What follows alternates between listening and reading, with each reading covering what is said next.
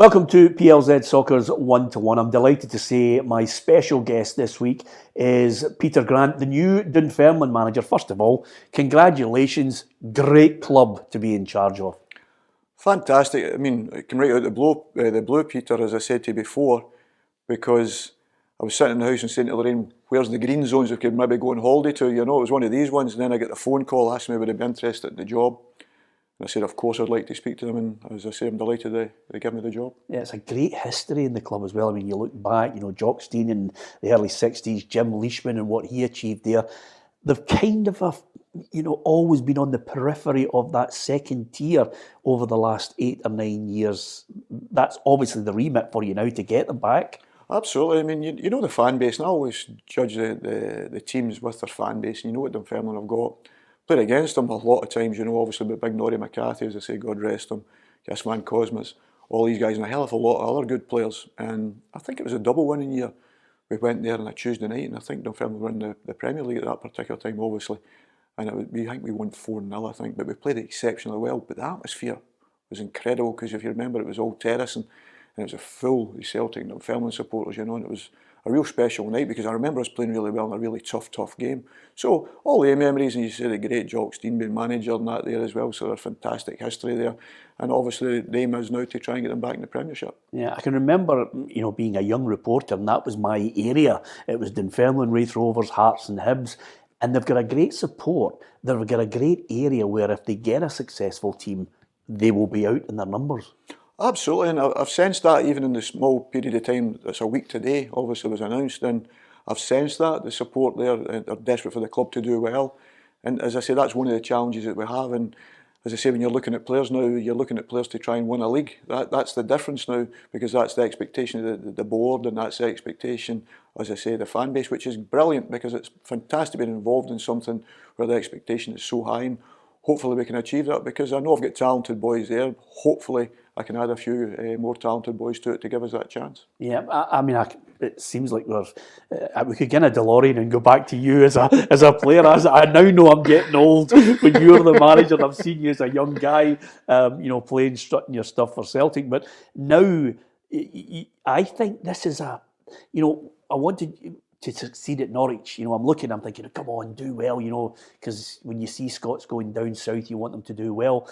But this up here, I think, is a great club for you maybe to really do something special. Do you get that sense? Yeah, I wouldn't have taken the job if I couldn't. I didn't think that. I mean, the Norwich thing was brilliant. When you look back, and that's when people say about the difference between being an assistant and being a manager. I'd assisted Alan Pardew, and Sean O'Driscoll at Bournemouth. Mel Machin was at Bournemouth at the time as well. Fantastic people I learned a lot from. And you learn all this. I just signed a 5-year contract with West Ham, and the next day I actually get the phone call to go to Norwich as manager. But it is completely different when you become that number one. And I remember Sir Alex Ferguson, and I'm not name dropping in any shape or form, he phoned me, and it was quite a bizarre actually phone call when he says to us, listen, fantastic club, fantastic people, but a difficult job. And I'm thinking, I wonder what he means with that. But you understood that the fact that I like going to games, I love watching football, I love going and watching players. But where Norwich is based, I was travelling everywhere. So still, as you know, I used to get to the training ground early in the morning, so I'd be getting in at 6:30 in the morning, doing the gym work, waiting on the players coming in. I've done my bit, so happy as Larry, can get on with my work now. But then I'd be going to wait a game in the afternoon about 3 o'clock. But from Norwich, that's you going to a 7 o'clock kick-off, leaving at 3 o'clock in the afternoon. And I kept doing that, and it was silly, and Delia and Michael, who were magnificent owners and fantastic people, they were saying to us, you're the first manager we've had for 10 years that's went to watch the opposition. But that's the way I was. But now I was understanding a little bit what Sir Alex was, and I ended up burning myself out, I must admit. And it started to affect me. I had 2 young boys and a wife, obviously Lorraine, and a couple of times it was all nodded dog at the wheel, and I just thought, no. I mean, asked to resign. They said, would I take a few days? In hindsight, I probably should have taken a few days rest and just went like, okay.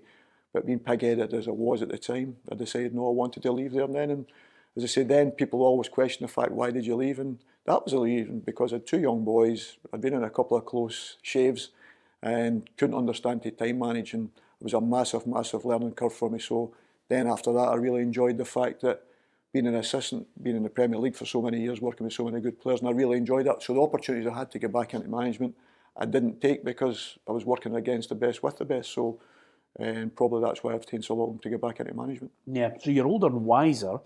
Again, I can remember going down to see you at Norwich. You looked happy as Larry.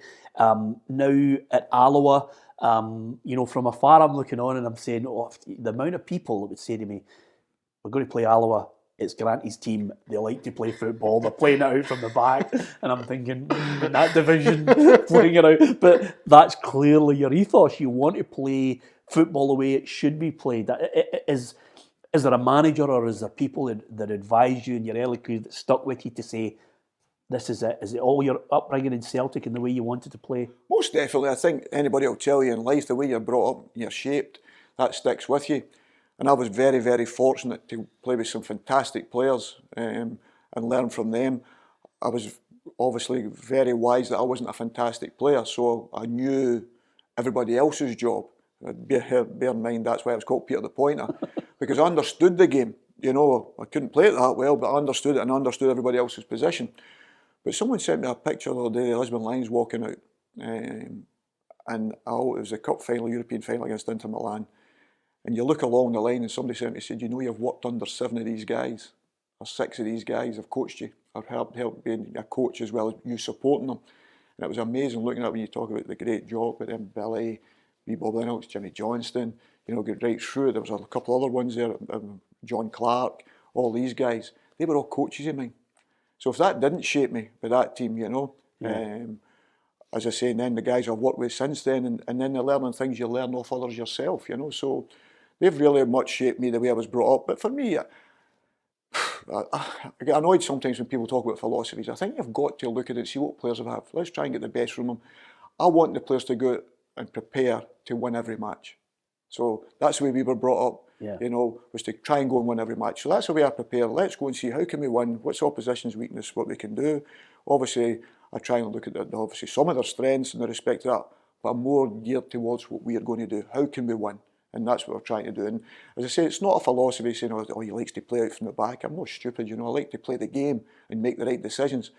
And probably we learnt that because we weren't really coached when we were younger. Nobody told me I was a central midfield player. Nobody told me I was a centre forward or a centre half. Yeah. You just played, and all of a sudden you found yourself there because people could see something, put you in that position that worked. And I think too many times now people are pigeonholed and players are pigeonholed. You're a winger, so stand out in the touchline. I'm thinking, well, why would that happen? That's not me, that's not for me, and that's not the way we were coached. And I remember playing in Europe with Celtic. We'd go to some games, especially away from home. And you'd think, me and Paul would think it was a 5v2 in the middle of the pitch because we'd be playing with 2 wingers and 2 centre forwards who stood up the pitch. But we'd be 2 wingers on the touchline. But they'd all be playing inside the game and wee pockets round about you, and you couldn't get near them. And I'm squealing at the manager at half time saying, I can't go and press there because he's standing in, there's another guy standing behind me. But as you go along, you try and learn that yourself, and seeing that cause you problems. So there's things I've learned as a player, there's things you learn as a coach, and you watch. And as I say, I love watching the football as well because you never get tired of learning, Peter, and that's the way I like to play. And I'd love the players to come and knowing that they're preparing to win. That's what we're trying to do. And as I say, that's the only way I look at it because it was always an attack, and we were told to do, how to break the opposition down. And that's the way I try and do that. Sometimes it's successful, sometimes not so successful. Yeah, I'm glad you said that because obviously, there's 1,000,001 times where I heard a great story that Marcello Lippi was being asked by everybody at Largs when he was down there chatting to them all, what style of football would you associate with yourself through your career? And he says, my style of football depends on how many players I've got, what they can do. If I've got 2 big tall strikers, then we're going long. Absolutely. I think that's why it annoys me a little bit. It's like a new manager coming and saying the players are not fit enough. Yeah. I think it's so disrespectful to the manager before. All these things, and I sit there and say, why are you saying that? Or I've got this philosophy, this is my philosophy, I'd like to do this. In your head, you know how you want to play. But till you build your team and get the players you're wanting to play that sort of style or that system, you can't do that if you've not got that. Because I always remember, you'll probably remember yourself, probably were at the game, and one of the fans that was booing me. I remember I was playing central midfield, obviously for Celtic at the time, and we played Dun United, and there was an injury at right back, and I was asked to go to right back. I can't remember if it was Billy or David, I think it was Billy, God rest him, and asked us to go to right back. I thought I'd went to another planet. Yeah. Because all of a sudden, I was going close to people in the middle of the pitch to win the ball back off and take the ball off them on the front foot, to all of a sudden going to right back to jockeying, showing people down the line. Yeah. But bear in mind, I think the boy, God rest him, was Ralph Millen. Oh, so yeah. Ralph would just knock the ball by me and whoosh, away. Yeah. And I felt so much out of my comfort zone, you know. And as I say, it was only 10 yards back to pitch. I'd never ever played there in my life. But the manager trusted me to go back there. And I didn't do particularly well, I must admit. And I was one of these situations. I thought I would always like to put players in a position where they feel comfortable, you know. Yeah. Are they comfortable in that position? Because then I think you're getting the best from them. They're getting into a game and saying, okay, there's guys that could play different positions and play them really well. And I always remember that, and that's why I always like it for a player to, if he's got a number one choice position, that's where I'll try and play him and where he's going to affect the game. So philosophy, it's not a word I would use. For me, it's about trying to put players in the right places in the pitch and try and build a team then for the way you want once you've got the players and if you can afford the players to do that, you know. I'm going to pick you up in 3 points. First one, that's fine unless you're in the Ajax system where they go, I know you're a centre forward, but I'm going to play you right back so you can appreciate what kind of pressure he's under. The second one is I think you're doing yourself a disservice saying the fact that you weren't a good player, and because listen, that would have been a great player next to the Heart. Paul McStay's in the middle of the park, wouldn't he? You know, but I think, you know, teams complement each other, you know, the players complement each other because there's a role for you. And I'm not trying to suck up to you, but I always felt as if, apart from 2 teams which you know about that you played in, which were title-winning sides, you're in a period where Rangers were dominant, you know, and Celtic couldn't buy the quality of player. And I'm looking, I'm saying to myself, well, you might say it's Peter the Pointer, but Peter the Pointer is somebody that is in every team. As Cantona says, Deschamps, he's a water carrier. Now, if Deschamps is a water carrier, he still fills a role. Oh, absolutely. I just felt as if they'd a better buying power at the time, the other players that would have been around, the likes of yourself, McStay, if you were able to buy the same quality that Rangers were going to buy, you'd have been a different kettle of fish, you know. Well, probably the biggest. Well, I think you're right in many respects, but I would never be disrespect to the guys that came because that's the situation we were in at that particular time. When you see like Richard Goffin's saying the same things that you're saying, that he felt sorry for myself and Paul at that particular time, he said, and I understand what he's saying, but you need good players to be a good player. Maybe the downside, people say you look back after your career and that. The biggest thing for me probably was the fact that every manager that came picked me. Yeah. That was it for me. You know, so I always played. 9 times out of 10 I played. There was very rarely I was on the bench once I made my debut. So you don't become a mediocre player by 400 odd appearances. Absolutely. You know? So one thing I look back and think, okay, I know my game totally adjusted. I remember when I was a kid at Celtic, I was a really youngster when I signed as an S-Rom. I was signed as a centre forward. Never ever played there again in my life because they'd seen me. We played in a cup final. We won 3-0 or 3-2. Sorry, and I scored the hat trick. The next one we won 5. I scored 2. The next one I scored 2 again in the 3 finals. I signed as a centre forward. Never ever played there. Went into the boys' club. Played centre half the first season. Got player of the year, but scored 50 goals or something like that for centre half. Bear in mind the size of me, you know. So went in there as a centre half. And then all of a sudden I find myself in midfield. That's what I'm saying. And I was never told I was a midfielder, a defender, or a centre forward. You know, so all these things. And then I was very fortunate to get my debut with some fantastic players, you know. And the players I played with were amazing. I mean, your 86 title winning side. Oh. I mean, honestly, even McGrain was still brilliant at that point. You had Mo Johnston, you had Brian McClare, you had McStay. It was unbelievable. We had people like Davy Provan stripped that day. Yeah, people don't realise how good a player Davy Provan was. He was an unbelievable winger. Unbelievable. Mark McGee, with all these guys, you know. But we had a real special team. Murdo and all these guys, when I broke into the team, we had a right special team and special group of players. Danny McGrain is the best full-back I have ever seen. Never mind anything else. You know, ever seen. And when people talk to me about naming, and I said, Danny, we could have any World 11. Any World 11 Danny McGrain could have played in. Even up to the fact that Kenny had asked us to come up and do a match against Liverpool for Mary's Cancer Charity. And I never play in any of these games because when you're coaching, you're a bit scared in case you get an injury and then you can't coach. But I come up and played in that game, and Steve McManaman, I think, had just finished at Real Madrid or was playing at Real Madrid. Danny never gave him a kick. Steve was like after the game. But it was because Danny's professionalism, I think Danny was nearly 50 odds at that particular time, was making sure I'm still showing him a good player. And it was amazing just to watch, you know, when you're thinking, I could see McMahon like, what's going on here? But Danny was unbelievable, but not just as a player, him and Tommy, God rest him, was the guys that I looked in the respect of that, because if you remember the old Celtic Park, you used to go up into the stand and it was frozen. You know, there was polar bears up there. So Danny and that being up with jackets on to do the gym, and as I say, the bars and that were sticking to your hands, they were that cold. Yeah. You know, and Danny was up sitting against the wall doing this exercise, just sitting against the wall. He's the best legs you've ever seen. Tommy that being up with the coat on, the Celtic coat on, doing the sit-ups and that, and I thought, that's why they play. Yeah. And it was something I tried to keep in my mind, that try and be the best professional. You've got a lot of time. That's why I'd never taken up golf ever, because I never thought I was a good enough footballer to be going playing golf for a few hours. Yeah. Because I thought, well, I can practice, or I can go to the gym and try and get myself fitter. But see the two guys you mentioned, I mean, it's like, I'm kind of a lucky in a way, obviously knowing yourself, but I was kind of a lucky to become pals with Tam. His patter was magnificent, and Danny's patter, I mean, the two of them could lace you with one line. Oh, absolutely. And Danny was usually one line, you know. Absolutely, you know, and Tommy was Tommy, you know, and as I say, they still miss it to this day, you know, sort of thing, you know, and it was some of these bizarre things, some goes in your phone, I've still got his phone number in my phone and all that sort of stuff. So, but he was a special man, never mind footballer, he was a special man. So it was quite bizarre when he came back as manager, because probably that was the time we spoke less. Yeah. You know, because what does it become? He's my boss now. We used to go on holiday. Yeah. And all of a sudden, he's my boss now. Doesn't look right. No matter what, we'd grown up together really in many respects. You know, I'd played under him, played with him. Whatever, all of a sudden, Rosemary and Lorraine were very good friends. You know, the boys would go on holiday with all the family, whatever. All of a sudden, you're thinking, driving back into Glasgow, dropping down the plane, and I'm getting off the plane with the manager. Yeah. You know, in my head, this was it. Yeah. But nobody else looked at that, because we'd been friends for so long. But it was slightly strange. But what about his ethos? I mean, that team you played in. Well, you look at the way, even when Tommy was as a player, I always go back to the time and how I probably wasn't as appreciated as much as he should have been as a Celtic player for the type of player he was, because he was such a talented and gifted player. He was the only guy I could ever see trip myself up back and get so many free kicks and penalties. We tripped myself up. He was brilliant at it. You know, he was unbelievable.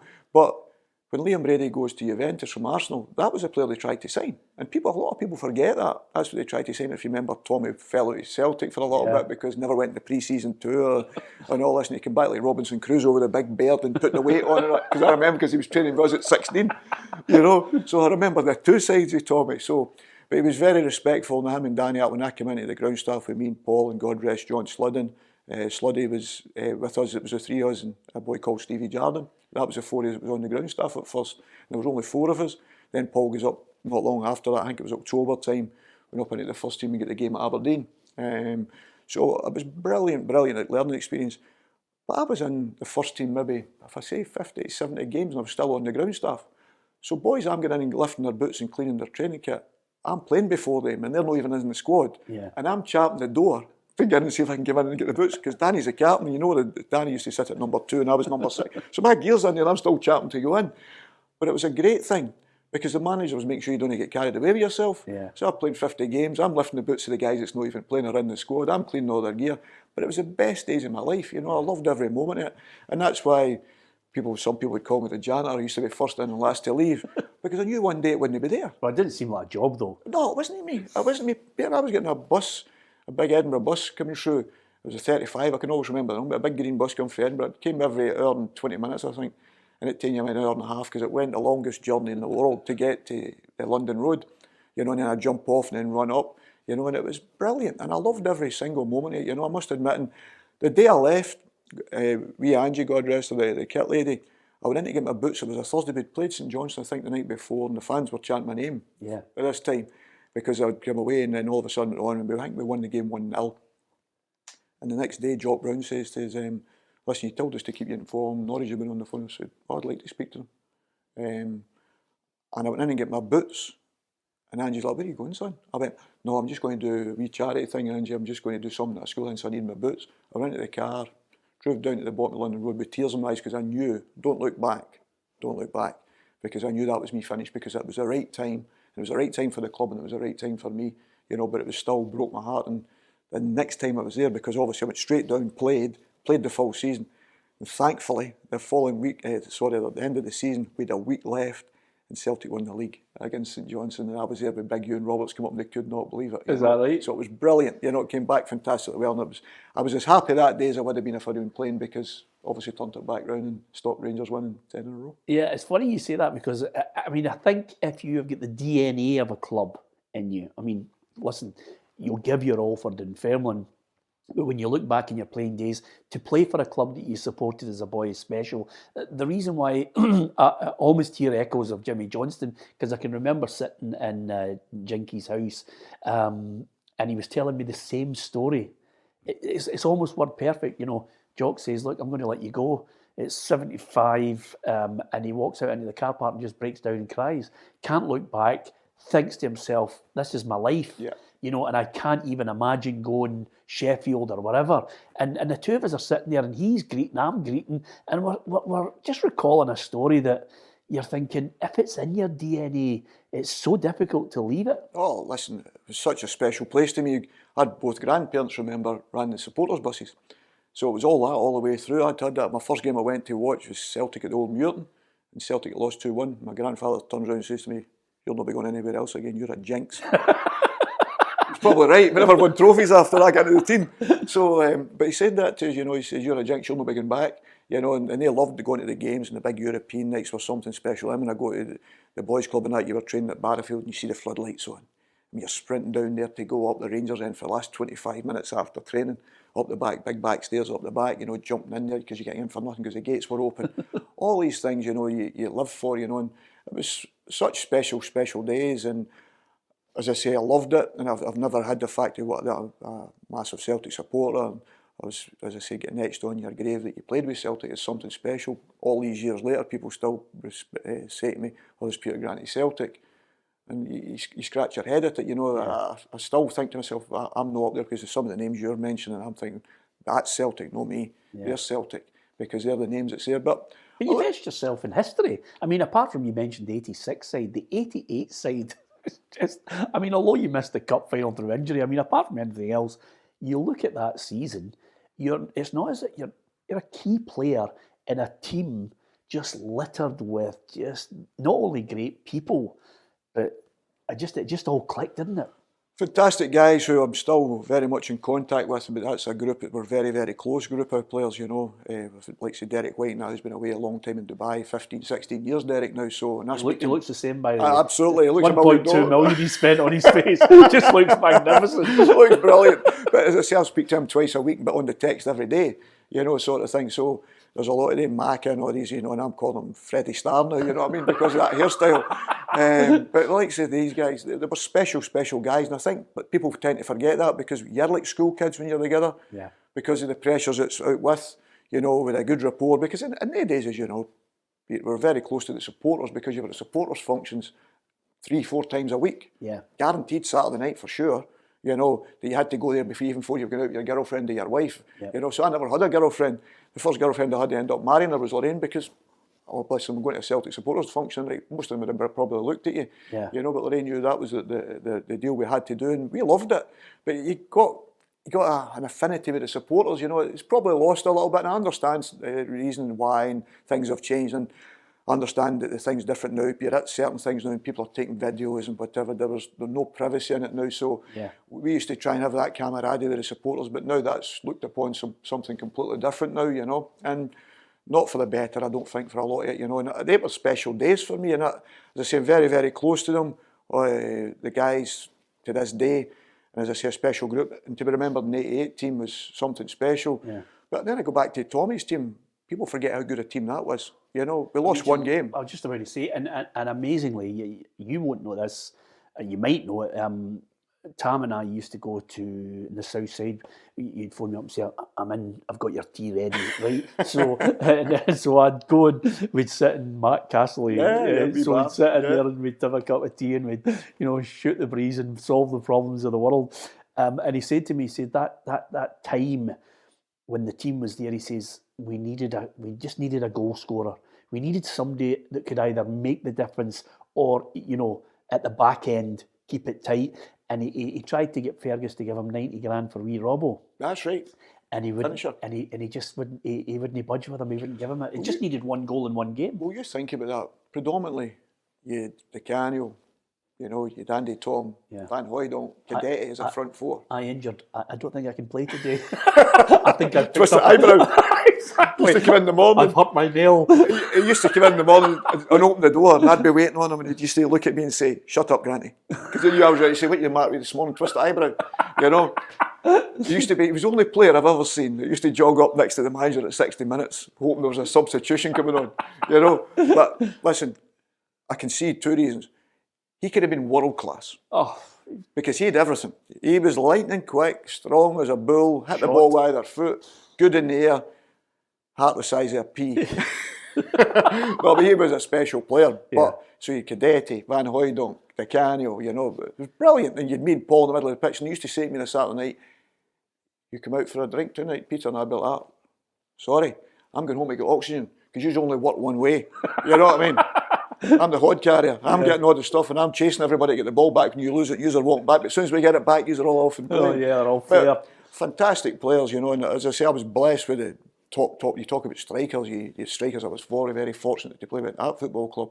Proper Celtic strikers, you know. And you're talking about Mo Johnson's McAvennie was probably the most complete. He had everything. I think Maka, I don't know if he's certainly not underrated in England because he's like a god down there. Yeah. Sometimes I think, you know, Celtic players, when they move into punditry, if they've got an opinion, then people, it's almost as if what they contributed is clouded, you know. But Maka, for me, would chase an empty bag on a windy day. He was just unbelievable. His commitment, you know, even off the ball. Yeah, absolutely. They were all different, talented players. I mean, I was Charlie, Mo, Frank. I would say, if you put the combination of them all together, Maka had it. He was good in the air, he was powerful, he would run, as you say, great finisher, you know. I thought he was a complete centre forward. If you could buy you talk about Alan Shearer's not, Maka was similar to that type. Yeah. And that's how good he was. Honest to goodness, he was magnificent. And he proved it in England as well. Do you think he was better than Charlie? Different type. Yeah, Charlie had that bit of flair, you know, to beat and drop the shoulder. Maka done it in a different way. So I would never compare players against, if I said to you the most complete, because when I say Charlie that ran the channels or, you know, was powerful, you know, was great in there. Yeah. Maka was all them. Where Charlie had that deaf feint, you know, you knew what he was doing, but he could still go by you. Yeah. He had that little bit of class, obviously, especially his first time at Celtic. It was amazing, you know. Outrageous. It was amazing, you know, and he was a real talented player. And I've been fortunate enough to play. Mo Johnson was unbelievable, and I know it's obviously I still blame that for Celtic losing 9 in a row. Losing Mo Johnson to Rangers, absolutely no doubt in my mind of that. That was the biggest thing that went wrong at that particular time. People look for a million reasons.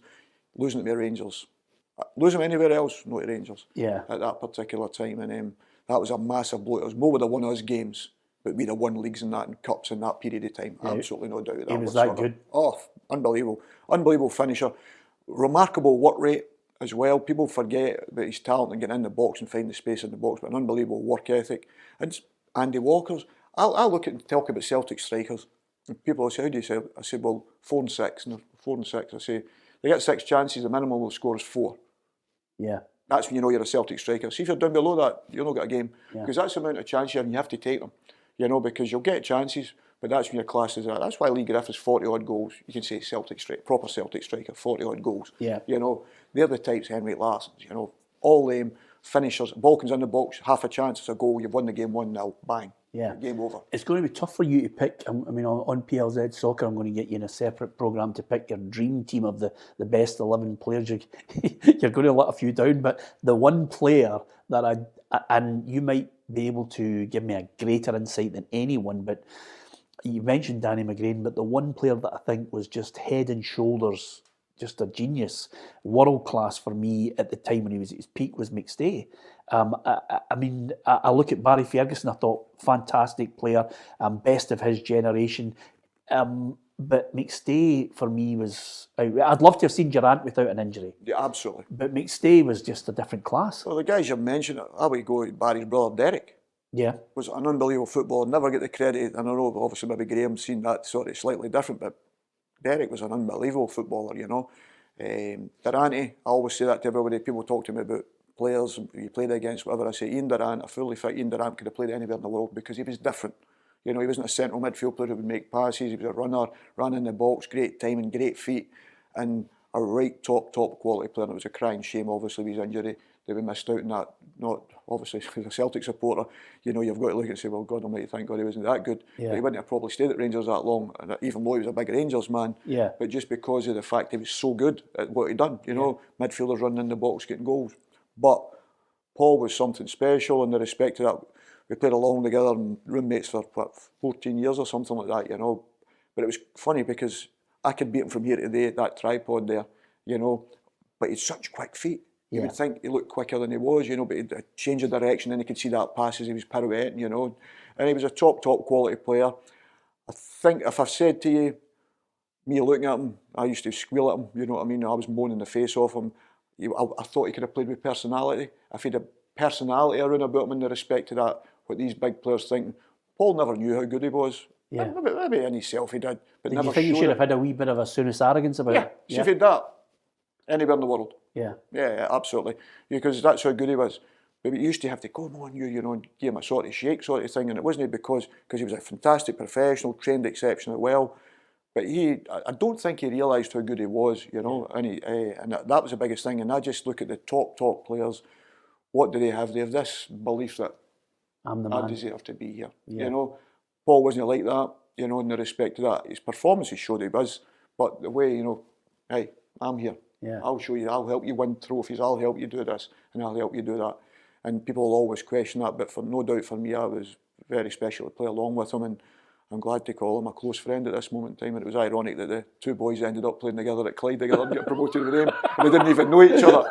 They're having a Grant McStay in the middle of the pitch, you know, and they won the league together and shared the house together after all the years, you know. So that was something special for us, bumping into each other, sitting watching like old men, watching the boys and being proud of them. Brilliant. I mean, what is there one game that sticks in your mind that you think, if I could go back in time and play it again and just enjoy it?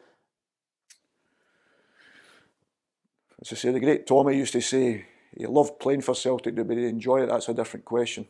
I went into every game, you know how intense I was, you know, that was the way I was. I was so intense, I probably never enjoyed any game.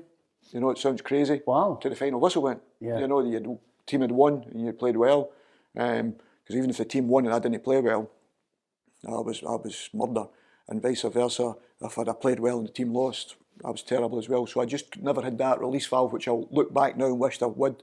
I'd have enjoyed the moments, you know. But of course, any times you win, you know, is special, especially when you're on the pitch. I always had a dream to play in the cup final against Rangers. Scottish Cup final day was a special day when you were a youngster growing up, watching the games, and then you go out the back and be Kenny Dalglish, Andy Lynch taking a penalty, all these guys, you know, all these guys. I was never Andy Lynch. That's what I'm saying. Great player that he was. Scored a goal in the cup final against Rangers, all these things. You're thinking, I wish that was me, and then you'd go out and do that out the back. That's what we did as kids, you know. Absolutely. And it was special, but the build-up was brilliant. Yeah. You always used to think, oh, that'd be magic to play in that. So I always had a dream of playing in the cup final against Rangers. And because of the injuries and whatever, you know, and I missed the cup final in '88, obviously, and that broke my heart. But then the following year, '89, we won 1-0, wee Joe's goal. Yeah. And it was a special moment because obviously it stopped Rangers winning the treble, if I'm right, and obviously I was winning the cup. But it was a dream of mine that as a youngster that I wanted to do was win the last day of the season by lifting the cup above your head with a victory. And that's what I wanted to do. And on that day, it was special to win that one. Emotional days was 95, was it, against Airdrie? Yeah, you know, Pierre. I was just emotional, just drained, really. Drained in the build-up because I wasn't going to be fit, all that sort of stuff. Managed to get Brian Scott, thank God, helped me to get fit for that particular game. And I really struggled with injury. You know, it was they said I'd be out for a big period of time, but I knew it was the last game of the season. I was willing to take a go at it. And I was so desperate to do it for Tommy as well, you know what I mean? So, as I say, I got the brace off on the Tuesday and played in the cup final on the Saturday. And let me say, there was a lot of pain after that one. Later after that, so about 8 weeks I could hardly lift my foot, my leg, my knees, because of the injury. But it just, something made me, I needed to play in that game, you know. I just needed to play in it. I don't know if it was something in my stomach that wasn't allowing me to give into that one because I'd suffered so much. You know, I had 6 years of no winning a trophy for Celtic. 6 months is too long, you know. And it was really torturous. And so the final whistle went, obviously, people see the emotions, whatever. But people forget that me and Paul were through all that. Most of the other boys had just come in for a year, second season. You know, me and Paul had been through it all. See that 5 or 6 years, some of the players couldn't lace your boots. No disrespect to them, Peter, but the calibre of player that was coming in was hard to watch. Yeah, listen, I understand that, but as I say, it wasn't the players' fault. You know, I've seen a lot of guys, and I must admit, Peter, a lot of good players come up and suffered miserably because it's a special type of character. Well, that's exactly it. You know, it's not the player you're signing, it's everything you're signing, it's the character. Have they brought winners up? And these guys, unfortunately, hadn't been in that situation. Whereas up here, second place means nothing. You know, it means absolutely nothing. Nothing, never has. You know, you've got to be first or nothing. You know, and that's as simple as that. But also the fact off the pitch, you know, 24/7, you're representing that fantastic club. You know, you've got to live that way. Unfortunately, that's your life, and you're part of public property, and you've got to embrace that. You know, you've got to sit down, you're having a coffee, if somebody wants to go up and talk to you, you've got to be willing to talk to them. That's life, you know, that's their life, and they love it. You mentioned that 95, big shyness, big Pierre. He was never an introvert, was he? The big man. Oh. He was fantastic at press conferences. Oh, he was brilliant. You know, as I say, you invented football, you know what I mean? The usual, you know, typical Dutch, I used to say. You know, you invented everything, you know. But he was a special guy too, you know, he's a fantastic guy. I got on exceptionally well. His boy's doing really well. I'm Braid at this moment in time, you know, so delighted for him. But that's what I'm saying. See Paul and Pierre's sort of arrogance and confidence. Oh. You know what I'm saying? They have this belief. They have this, hey, we are other men. Yeah. And I think that's what makes them better players. Yeah. You know, he was unbelievable for us, you know. But here's a question for you. I know you said you weren't able to enjoy those games. Are you a nostalgic person now? Do you look back? Have you got old jerseys? Have you got you look at your medals or anything? All the jerseys. I never swapped a Celtic jersey ever in my life. Never, ever. I used to say they're hard enough to get. Yeah. You know, so kept them. So they're in the bag. I'll not tell you where in case you come over, because I know what you're like. They're in the bag. That I just thought, for me, somebody, I want to swap a jersey for someone else. I couldn't understand that. You understand what I'm saying? I always used to think they were hard enough to get, you know. And I wanted to make sure that it was mine, and I wanted to say, well, that was one, and show your boys in the future or whatever. But I'm not really that nostalgic. People have sent you a lot of stuff now because things are on Twitters and Facebooks and whatever. I don't follow anything like that because if a good job it wasn't there when I was playing. I would have been hiding under the bed. If it's any consolation, I say a lot of my mates who played, you'd be in jail right now. Absolutely, I mean forever, after every game. You know, but blooming hell. So I stay away from that because I always say to people, listen, if somebody writes 100 good things about you, the one thing they say bad, that's the thing that sticks in your mind. Absolutely, yeah. You feel disappointed. And the good thing for me is in life, and I've been away for 25 years near enough, and you come up to Scotland now, and I'm in Glasgow, and whatever, people walk about, and Rangers supporters will come up and speak to you, and I hated you, but I'd realise you're this and that. Yeah. And that's the biggest thing for me. And I would hate to ever lose that 90-minute feel that we had. You've got to remember, it was nearly 80,000 we played at Celtic Park against Rangers in our days. Yeah. You know, with 20,000 Rangers fans, you know? Yeah. And then you would have the wee blue disabled cars at the bottom. That's right, yeah. And then when we scored, they would jump up and celebrate. It's a miracle. Unbelievable. You know, but right in front of the Rangers fans. Some of them actually were photographers as well. You know, but it was right in front of the Rangers fans. So they were special memories. You know, I'll never forget the days. The old jungle was something special, and obviously I made my debut in an Old Firm game. But people always talk about that. But I always say it was the following week was the most important for me. Because the following week, I'd always one dream was to run out at Celtic Park to walk on. That was me. Take me to heaven. Yeah. After that, I'm quite happy if I could ever do that once, you know. And so we played Hibs the following week. I think we beat Hibs 3-0, and it was at Celtic Park. So that's the one I remember more of. The fact that both grandparents were getting there. Bear in mind, one of them was disabled and was in a wheelchair and whatever, and both of them got to see that game, and that broke my heart because I didn't know they were there, you know. So to see their grandson out there, but that was always my dream. Celtic Park, running out there, come on, you know, and to do that was special, you know, and that never leaves you. And I don't think you can ever replace those moments. People say you describe Old Firm games, describe that, and all I can say, I was so nervous in the first one, but thankfully I don't have a small period of time because I only get told hours before the game that I was involved, you know, but right to the very last one, and people say I played a hell of a lot of them, you know, so I was still really nervous in that. So it's very, very difficult to describe. It was one game you said you didn't care how you played as long as you won. Yeah. That's the only way I could say. And that other point, just before we finish, that other point, I can remember that day when they were booing you right back, and I just shouted out, hey, calm down, Granny, I'll get back to his normal position. No, I'm not trying to give it out. Because all the punters are beaten now, they'll say, the amount of fights I used to get in for you, I say, there must have been this one guy, because everybody I meet tells me they sorted him out. They must have got some doing.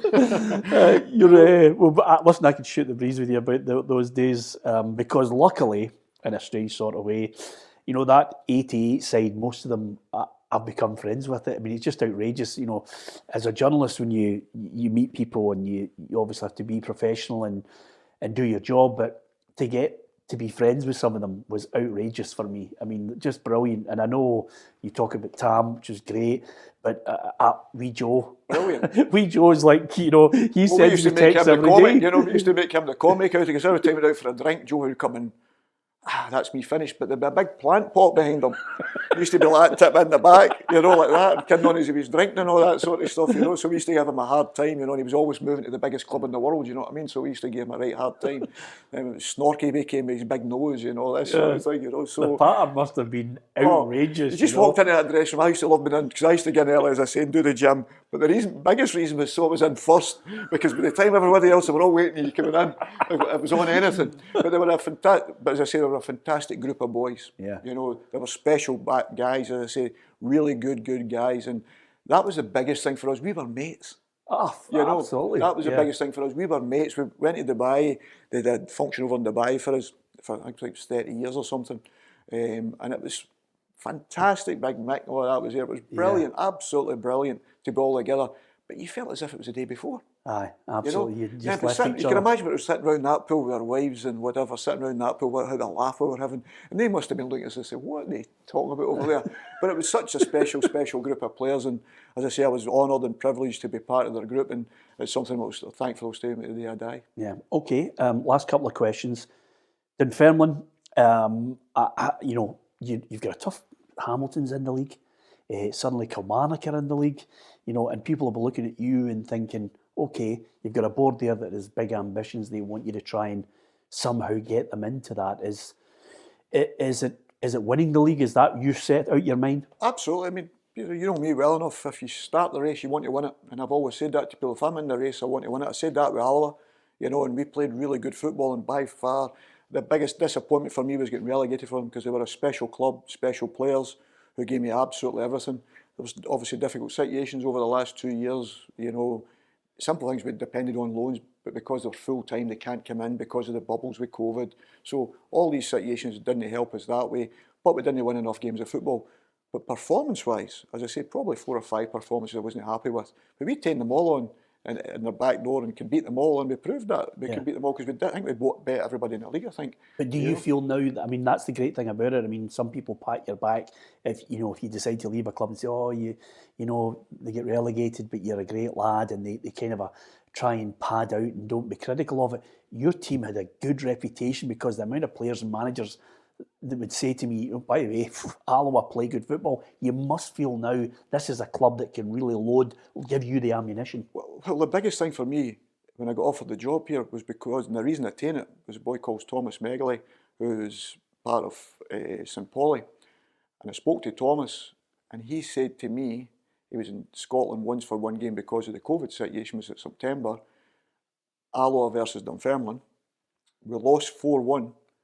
Up to 75 minutes was 1-1, and the player that we brought in the year before we sold to Dunfermline, Kevin O'Hara, comes on as a substitute, scores a hat-trick. And he said, I can remember the way he's played, and that's the reason we've came asking the question.